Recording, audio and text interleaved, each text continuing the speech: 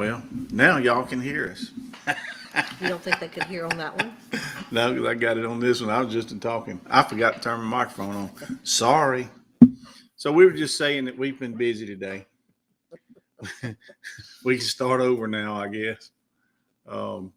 We cut up bacon today. We make our own bacon, and we've got some videos on our channel about that. You guys want to go watch them? We'd appreciate it. But we cold smoke and make our own bacon, and we had some in the freezer that we had done last week. It's before we went on our cruise. Yeah. So we just had to slice yeah, it. they were smoked and ready to go, but we had to slice it up. So we sliced those up today and got them vacuum sealed and put it in the freezer. Now we've got another pork belly out. We're going to season it probably tomorrow. Yeah. Get that process started. It's about a week-long process. We have to season them up with salt and brown sugar and whatever else you might want to put on it. We're getting to where that's about all we put on it. So far, it's worked out. Yeah, tastes really good. And then you put that in the refrigerator, and you have to turn them over. Put them in Ziploc baggies, and then you have to turn them over every day for a week. At least a week. Don't Ziploc go shorter than a week. You can Ziploc or you can vacuum seal. Yeah, you can vacuum seal. Ziploc. Yeah, we do Ziploc. So, turn them over every day, once a day for a week, and then they're ready to pull out, rinse them off, and put them in the smoker. And I normally smoke them for at least 12 hours, sometimes longer. Cold smoke, very low heat. You're not trying to cook the meat. You just want to smoke it. And that's what we do. We cold smoke it, put it back in the freezer, let it kind of harden up, and then we're ready to slice. Much better bacon than what you get in the store. We feel like anyway. Yeah, I think so anyway. So I've been watching YouTube on and off today. So what? Yeah, I like YouTube. And I haven't seen a whole lot out of the normal groups that we watch that go live every day. I guess they take the weekend off. And they should. This is the weekend, isn't it? Yep, it's Saturday. I keep forgetting. They should take the weekend off because they're on there every day. Because I called Sarah early this morning. That's our daughter. She called our daughter this morning. Early, I thought. Too early. You was thinking it was a school day, and I thought she was up getting kids ready. She should be on her way home from taking the grandson to school. Well, was I wrong? Yeah, you got fussed at, didn't you? Her only day that she gets to sleep. She said she was sleeping late. Well, she ought to have been up anyway, getting ready to do something for the day. It was 8 o'clock. It should have been. It was time. I get up. I was probably up before 5 this morning, wasn't I? I got up pretty early. I get up early most days. Usually by 5 o'clock, 5:30, I'm up. Now, it's not uncommon for me to take a nap in the middle of the day to kind of make up for it, but I do get up early. Sure do. And then this evening, well, just a few minutes ago, having a little trouble with our refrigerator, so we had a repairman come by and take a look at it. Mm-hmm. What you looking for? I was going to look at that receipt, but that's okay. I think it's in there by the microwave. Okay. But anyhow, not major. It's got 2 ice makers in it. One's up top where you get it out of the door, and then we got another one down in the freezer part of the bottom. The one in the bottom's not working, so he's looking at that. Hey, Dennis the Menace. All right, Dennis, I saw you in, was that yesterday? I think it was yesterday. Where are you located, Dennis? And tell me what's the story behind the Dennis the Menace handle you got? So the repair guy looked at it, and it's a pump or motor or something down there. Pump is bad on that lower ice maker. And then some valve was leaking. Yeah, so a couple little things that it's going to have to be repaired. Now, we bought a home warranty a little while back, and it's supposed to cover this kind of stuff. We'll going to see. We've not tried to use it till now, so we'll see if it works or not. And we will give y'all some feedback of what we think about a home warranty, whether it works or not. Did you turn the air conditioner on? I have not touched the air conditioner. Wow. I feel like it's some cold air blowing on me or something. I have not touched the air conditioner. We might need to. No, it's supposed to get cold.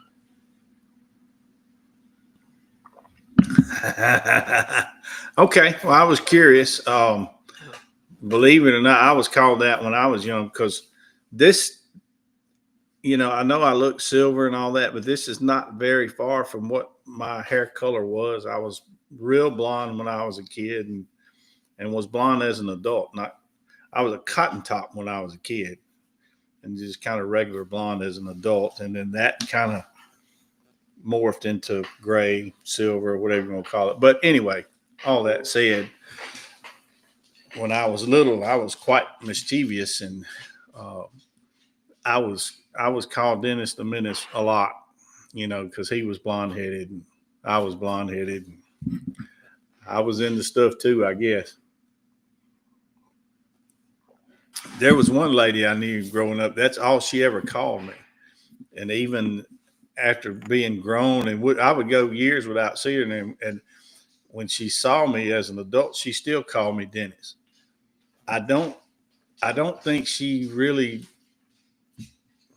I guess she probably knew my name, but I don't know. That's all she ever called me, even after I got grown. I don't know that she knew my real name. She just called me Dennis for so long.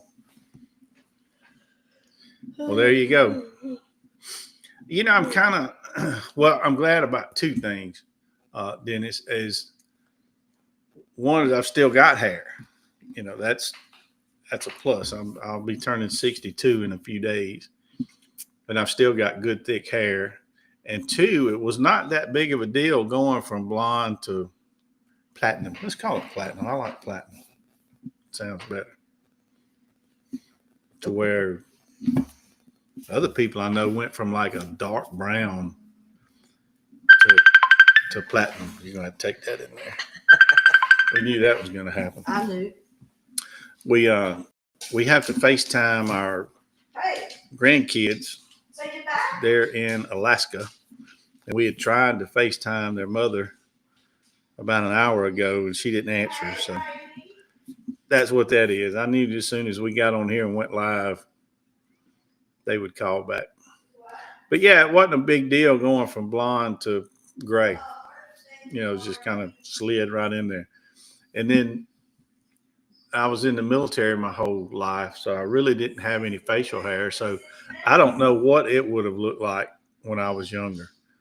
I got in the military when I was 17 and stayed in for a long time. So I don't know what a beard or what have you would have looked like on me when I was younger. Just don't know.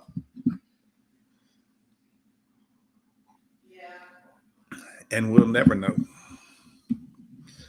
So I figured we would have more people come in this evening because I didn't see anyone else doing the live. And I thought maybe more would be sitting around wondering what they're going to do with their evening, but maybe not. Maybe not. One thing I did today, which I thought was pretty cool.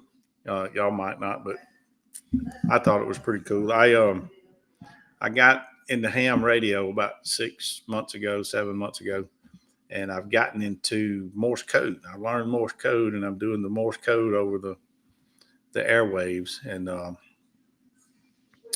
there's a couple on YouTube. Their channel is Ham Radio Duo, I think. Something Duo. I think it's Ham Radio Duo. And I've learned a lot from them on their channel on Morse code stuff. And they were on the air today, and I actually made contact with them. So I thought that was pretty cool. They don't know how much they've helped me to learn Morse code, but watching their videos, and they do instructional type stuff, sort of. And I got a lot of good information from their videos, and I thought it was pretty cool today to catch them on the air, and actually got to make a contact with them.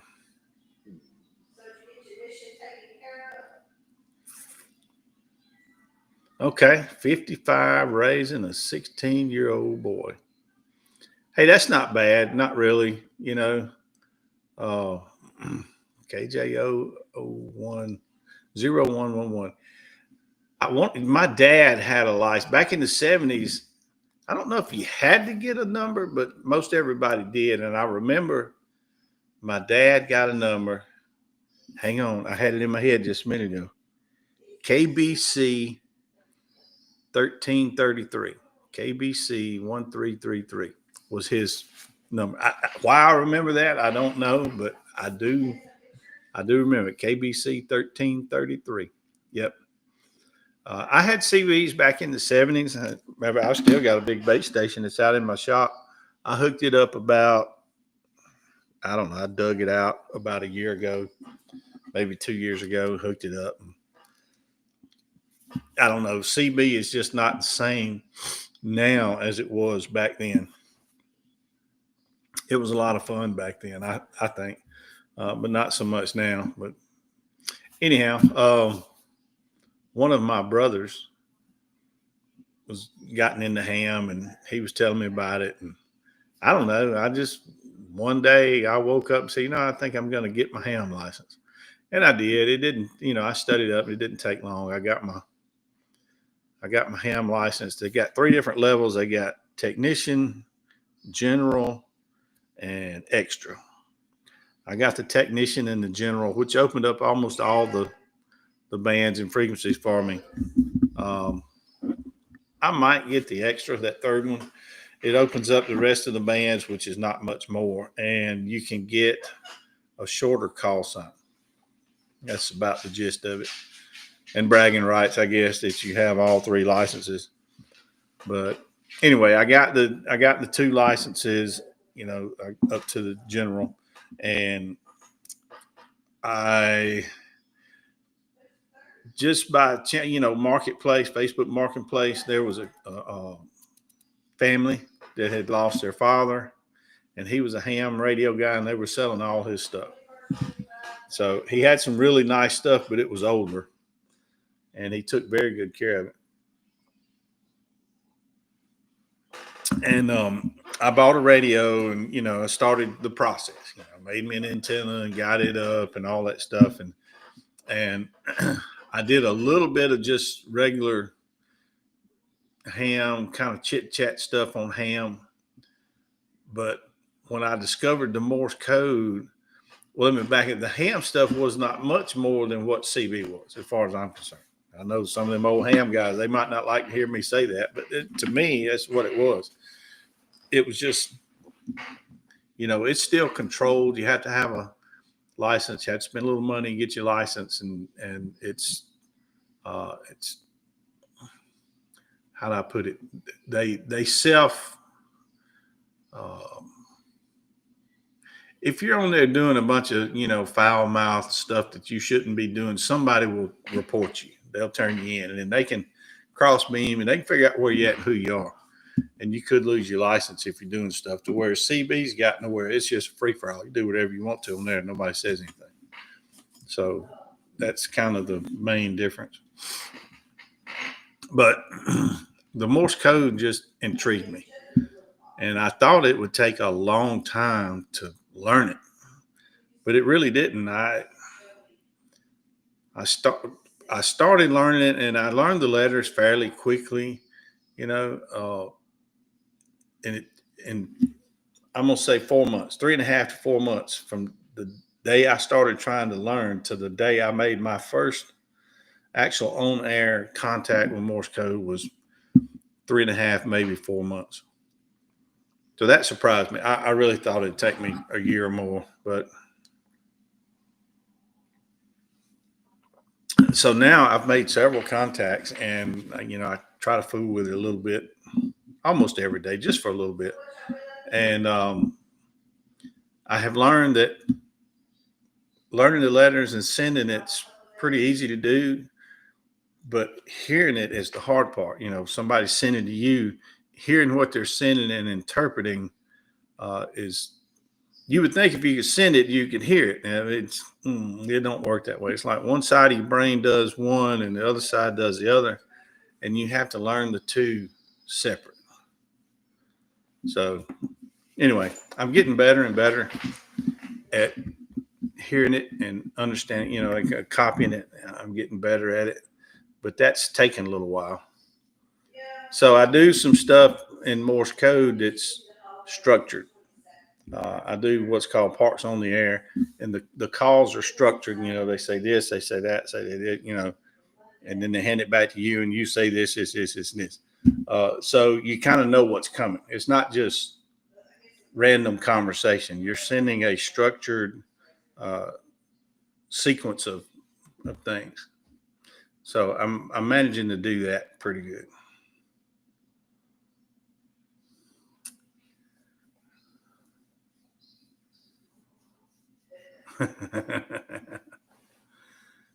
I was also Jack's Alert 947.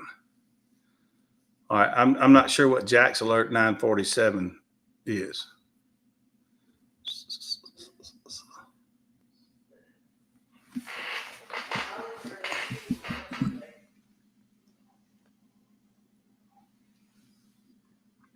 Okay, when you had your CB, did you have a handle? What was your handle? Tell me that. I remember my handle.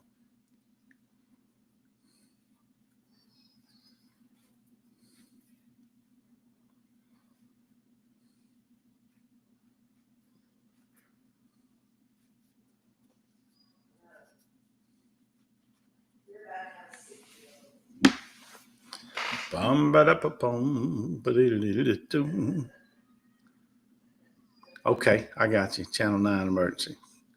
Cool. Now the ham does do a lot of they have nets and they check in their net every day. Little cricket. I like that. They check in every day, and if there is any kind of emergency communication that needs to go on. So, they are, a good thing to have, especially when there are major events and communications go down. Usually a ham person is still able to operate. Most of them operate off battery. Little cricket. I was Magic Dragon. I sort of know where that came from, but some of the handles, I don't know. How did they come up with that? Well, my last name is Huff, and it used to have Puff the Magic Dragon. Puff rhymes with Huff, and somehow or another I come up with Magic Dragon. So that's what I was back in the day.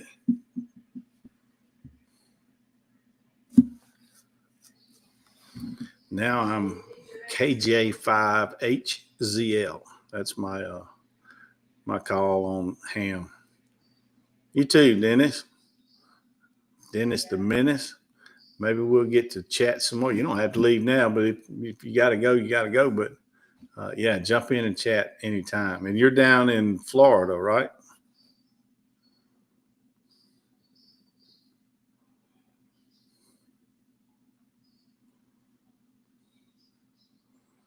We're going to get down to Florida some more this year. We like Florida, and we get there, fairly often, but I don't know. The last couple of years, we just haven't gone to Florida that much. So we like to take our camper over to, Destin, Panama City area. And then this past year, we went to the Villages for about a week, and I really enjoyed that. I know a lot of people maybe not like that, but I enjoyed the Villages. I don't want to live there. They got too many rules and all that kind of stuff. But to go visit, spend a week, hang out with those folks, and enjoy the bands every night and play golf or whatever. Look, they probably have. I think somebody told me that they had over 3,000 clubs at the Villages. If you're into something, there's a club there doing it. And we did play music with one group. They had a little group that gets together and plays bluegrass kind of country music, and we met with them and played music one day. And of course, they told us we need to buy a house and move on down there, but I don't know. I'm out in the rural country. I've got 7 acres and no rules. I kind of like that. I don't know that I could live in a cookie cutter house right next to another house with tons of rules and HOA and all that stuff. Couldn't live there full time, but to go visit as a retiree, an older retiree, yeah, I can do that. So we're probably going to get over there, and we're going to hit the Panama City area a couple of times this year.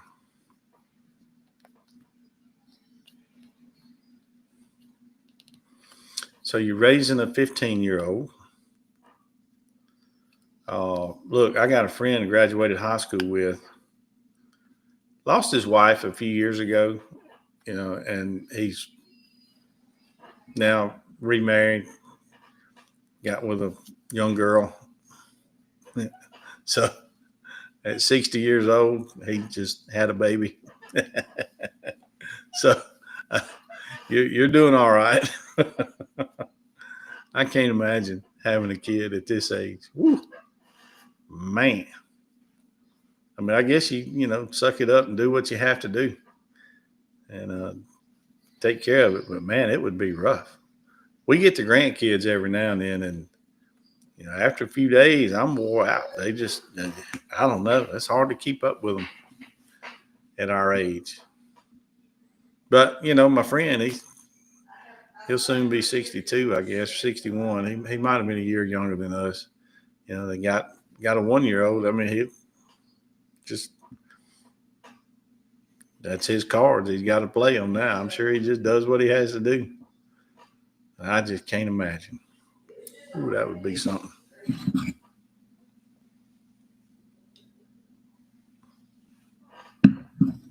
An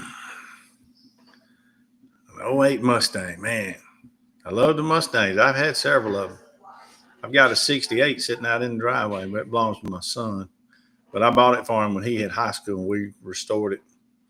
And now it's been sitting for a few years. He's off in Alaska. When he gets stationed back to the States, he can come get it. But I had 66. I had two 66s. I had a 68. I had one back in the mid 80s, I guess. I've had several Mustangs. I like the Mustang. But now I'm almost, it's so much trouble to get in and out of a little car now. So the last sports car I had, which I got rid of about a year ago, was a Camaro. It was a little higher off the ground, a little bit bigger, and was easier to get in and out of. A Mustang and a Corvette, which I've had both, they're just too low to the ground and too small for me now. But anyway, I sold my Camaro when the prices went stupid high on everything. I was able to make some pretty good money on that car. But I do miss it. I do like having sports cars, but I don't know. 2008 Mustang. Yeah, I like the Mustangs. And my neighbor is a good friend of mine. He's got a couple of them. He's in the Mustang clubs, and he's a judge for them. I want to say on the national level. He goes to car shows all over the country, and most of them he's a judge. So he's into the Mustang. He's got a couple of Shelby GTs up there. Coop, what's happening, Mr. Coop? What's been going on in your day today? I've been discussing my day.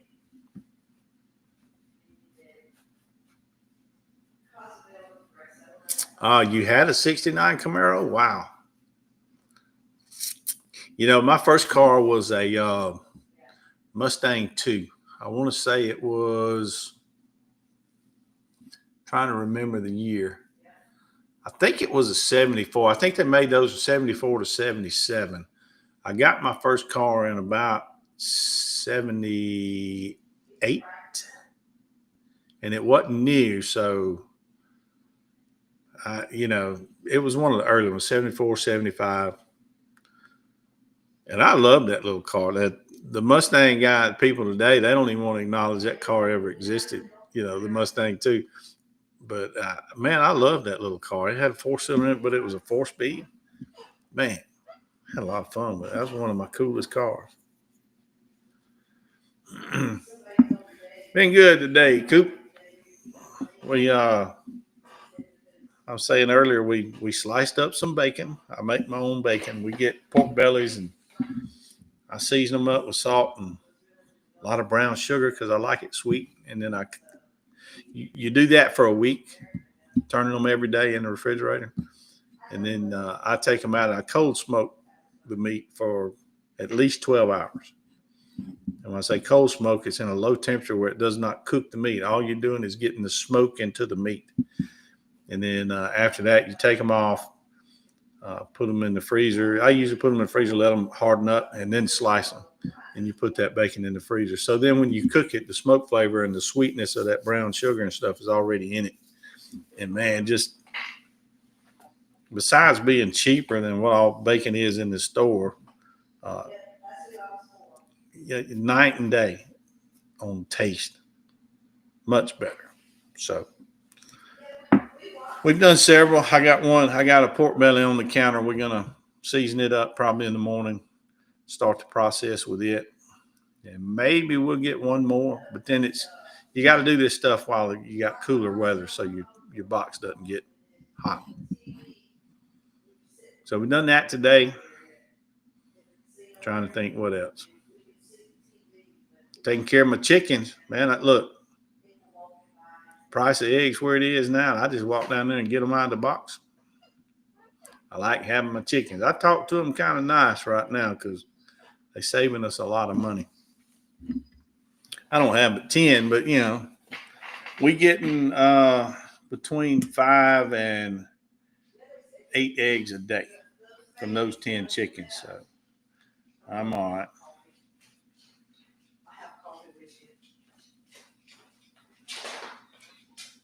I said I look like Elvis.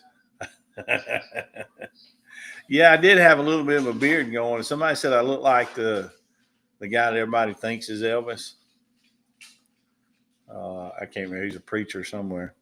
They're still talking about that crash, and there's still a lot of information out there that's just not true. They don't want to come out and say that the helicopter was at fault, but what they do say is that the airplane was doing nothing wrong. Well, that's what I said from the beginning. The airliners are on the IFR flight plan. They're controlled the whole time, talking to controllers. They're not just out there doing their own thing. They got a specific place to be, altitude, speed, everything. And, the helicopter, well, the airplane was doing just what it was supposed to be doing. It was right where it was supposed to be, doing what it was supposed to be doing. Well, that only leaves one option. The helicopter was in the wrong. But, they're trying to talk about this girl, that captain. They're trying to say that she was the pilot in command, which is not true. Couldn't be, because she was taking a check ride. So the warrant officer that was giving her the check ride, that instructor pilot, he is automatically the pilot in command for that aircraft. And she was on, typically, I'm going to say typically, I wasn't there, so I don't know for sure, but I'm about 99% sure when you're doing something like that, the pilot in command sits in the left seat. The co-pilot or other pilot, however you want to say it, sits in the right seat. So that would put her scan sector basically forward and to the right. So the airliner was coming from their left, if you watch the news and how they were coming. So that's not absolutely not her area to look at. I mean, you look everywhere, but primarily she's got from 12 o'clock, which is nose of the aircraft, to 3 o'clock. And then the person in the left seat has from 12 o'clock to 9 o'clock. But here's the thing. Now you got to look at who was on the controls. And it looks like she was on the controls when this happened. So typically in military helicopters anyway, and to a somewhat of a degree to other aircraft that have two pilots, the person on the controls flies the aircraft. The other person takes care of radios, tuning, all the electronic stuff and making radio calls. So the person on the controls just flies the aircraft. So now you got to look at what he was doing. They're in a fairly busy area. So he's dealing with radios and making radio calls, and he's looking inside the aircraft, probably a lot of the time, changing frequencies, doing things, inside the aircraft. He might not have been looking out. So a whole lot of factors goes into this, but they're out there saying that she was the pilot in command, and that's not true. It's just tragic. It really is. The bottom line, they were not at their assigned out. They were supposed to be at a certain altitude or below, and they got above that. That's really what it's all going to come down to. Now, they can blame it on somebody didn't have very much rest and they were shorthanded in the tower, and they might come up. It's usually a plethora of things that help to contribute to an accident, but there's almost always one major thing that was a factor. And the major thing here was they were not where they were supposed to be. They were too high. And I said that from day one, that I felt like that's what the issue was. But anyway, don't mean to get on that soapbox again, but they're going to talk about that one for a while. Dennis, you're not hijacking the stream, man. I'm glad you're in here to talk a little bit. I'm only seeing one person. It might just be me and you now. We might have lost Coop, or Coop's still here and we lost Dennis. I don't know which.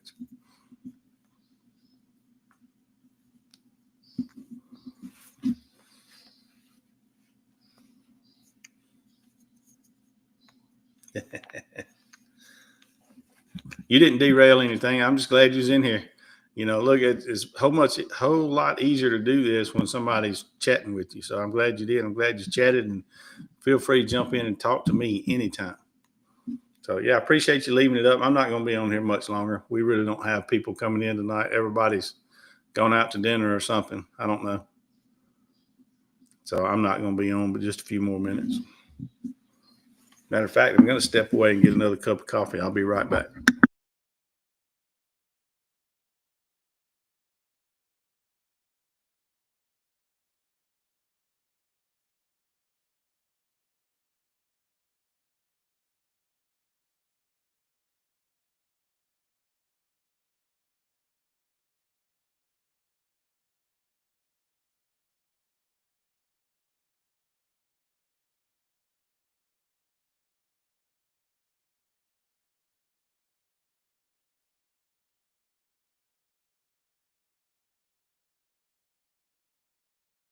All right. See you later, Dennis.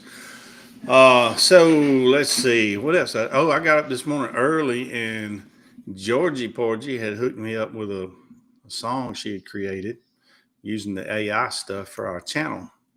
So I got some videos and some clips and some pictures and pieced some stuff together and put it to that song, and made a little video and put that on our ForeverHuffsLiving YouTube channel this morning. So that turned out pretty cool, I think. Now I'm cutting some shorts out of it and putting those on. So if y'all get the chance, go take a look at that video.